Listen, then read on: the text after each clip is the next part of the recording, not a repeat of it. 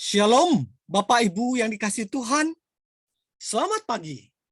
Kita bertemu kembali untuk menjalani hidup yang baru di pagi hari ini. Sebelumnya, mari Bapak Ibu yang dikasihi Tuhan, kita siapkan hati kita untuk mendengarkan firman Tuhan. Mari kita berdoa. Bapa yang dalam kerajaan surga, terima kasih Bapak untuk hari yang baru. Beri kami semangat dan keyakinan bahwa ada maksud-maksud Tuhan yang baik buat kami di hari yang baru ini. Ajar kami untuk melakukan kehidupan ini dengan penuh sukacita Tuhan. Mari Bapa, datanglah Engkau di tengah-tengah kami. Beracarlah Engkau seluas-luasnya dalam hati kami di pagi hari ini. Supaya firman-Mu itu menjadi suluh kami dalam kami melangkah di hari yang baru ini. Di dalam nama Tuhan Yesus kami berdoa. Amin. Baik, Bapak, Ibu, saudara-saudara yang saya kasihi. Judul kita adalah Mengapa Aku Menderita? Mengapa aku menderita? Landasan firman Tuhan diambil dari Ibrani 5 ayat 8. Dan sekalipun ia adalah anak, ia telah belajar menjadi taat dari apa yang telah dideritanya. Ibrani 5 ayat 8. Jikalau Allah mampu mencegah penderitaan, tetapi ia tidak mau mencegahnya, maka Allah sungguh kejam. Sebaliknya, jika Allah mau mencegah penderitaan, tetapi dia tidak mampu, tidak ada kekuatan mencegahnya, maka Allah adalah Allah yang tidak berguna. Jika Allah memang mampu dan mau mencegah penderitaan, mengapa penderitaan itu tidak pernah ada habisnya? Itu adalah pertanyaan-pertanyaan atau komentar-komentar manusia kita dalam kehidupan ini. Mari kita dengar selanjutnya apa sebenarnya penderitaan itu dan bagaimana sikap kita menghadapi penderitaan itu. Bapak Ibu, bukankah memang penderitaan tidak ada habisnya? Itu harus kita akui dalam hidup ini.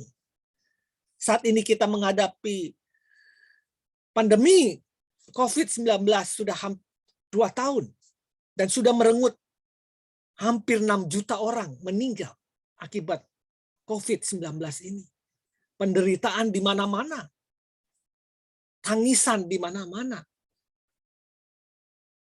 Dan saat ini juga peperangan sedang terjadi di Ukraina dan Rusia yang membuat begitu sedihnya rakyat Ukraina dan juga Rusia. Banyak jiwa yang jadi korban. Dan ada potensial untuk terjadi perang dunia ketiga. Semoga tidak, kita berdoa kepada Tuhan.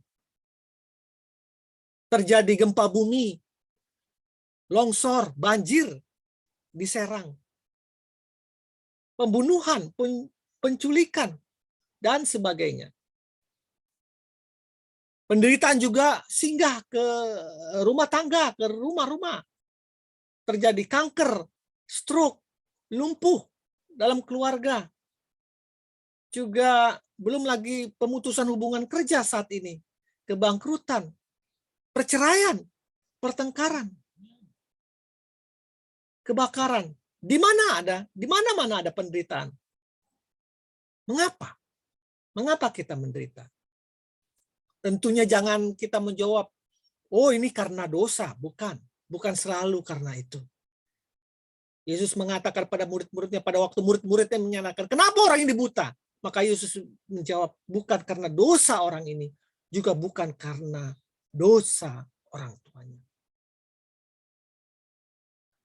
Baiklah, kita belajar menyikapi penderitaan ini. Memang tidak mudah dan membingungkan. Tetapi kita bisa melihat role model, yaitu Yesus sendiri.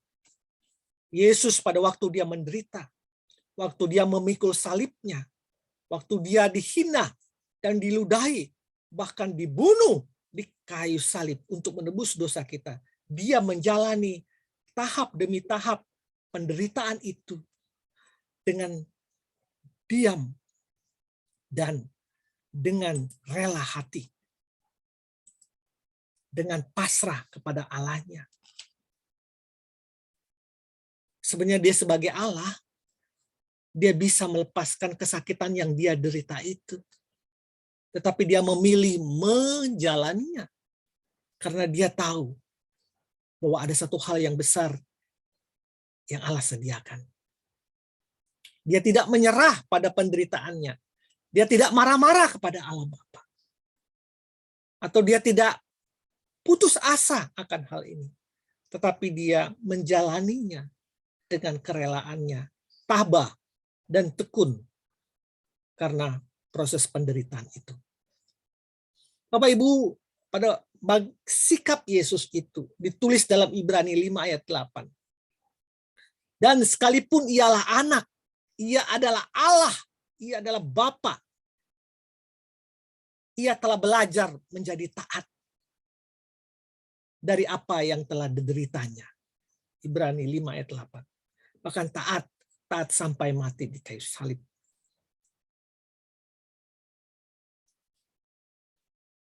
Jadi Bapak Ibu yang saya kasihi, kita belajar dari role model Yesus. Bahwa Yesus mengalami penderitaan itu dan dia taat dan belajar tabah menghadapinya. Ada maksud-maksud Tuhan bagi dirimu pada engkau mengalami penderitaan itu. Bukan selalu karena dosamu. Pada waktu engkau menjalaninya dengan tabah, maka imanmu semakin militan di dalam Tuhan. Imanmu semakin naik di dalam Tuhan. Dan engkau semakin mengerti akan kehidupan ini. Kita boleh mengatakan, jalan hidup adalah jalan penderitaan.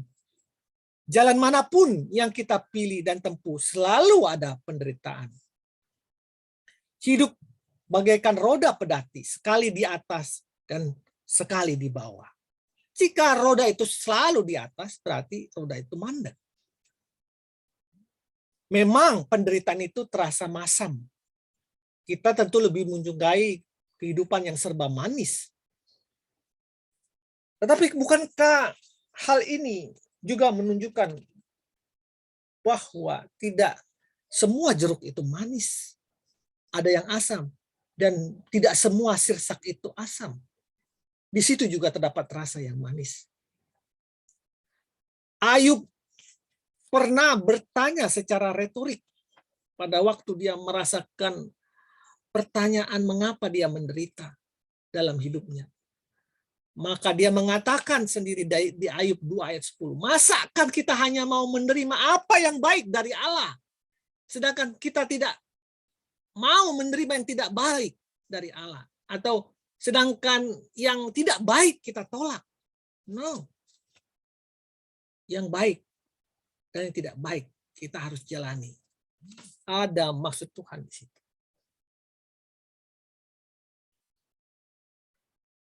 Maka dalam jiwa kita yang teduh, dalam jiwa kita yang rela menjalaninya dalam hidup ini, maka kita mampu menampaki jalan penderitaan bersama Tuhan. Selama matahari masih terbit di ufuk pagi, selama masih ada makhluk di muka bumi ini, selama itu memang penderitaan tidak bisa dipungkiri. Tetapi janji Tuhan, setiap pagi Tuhan memperbarui kita, bersama dengan kita, peduli dengan kita, bersama menjalin derita ini, dan kita mampu untuk menekuninya. Diambil dari buku Andarsis Ismail dari seri Selamat Berjuang BPK Gunung Mulia. Bapak Ibu yang dikasih Tuhan, apa yang mau dikatakan pada pagi hari ini? Bahwa penderitaan itu adalah bagian dari hidup ini. Tetapi yang mau Tuhan ajarkan bagaimana kita menyikapinya. Yesus sendiri menyikapinya dengan tekun, menjalaninya sampai akhir. Tidak ada kata-kata frustasi, tidak ada kata-kata mau melarikan diri dari penderitaan itu, walaupun sebenarnya dia bisa mampu melakukan itu. Dia menjalaninya karena dia tahu ada satu hal besar yang Tuhan akan berikan kepada dia, yaitu penebusan dosa manusia. Kita pun pada waktu kita mengalami penderitaan, ada maksud Tuhan. Satu hal yang dicatat adalah kita akan semakin mengerti akan kehidupan ini, dan kita boleh melihat dari sisi bahwa Allah adalah Allah yang hidup. Dulu Ayub berkata, dulu aku mendengar bahwa Allah itu baik, Allah itu sayang, Allah itu Maha Pengasih. Tapi sekarang aku mengalaminya sendiri dalam hidupku, bahwa Allah itu baik, Allah itu Maha Pengasih, Maha Penyayang di dalam penderitaanku. Selamat menjalani hidup baru bersama Tuhan pada hari ini. Tuhan Yesus memberkati. Amin.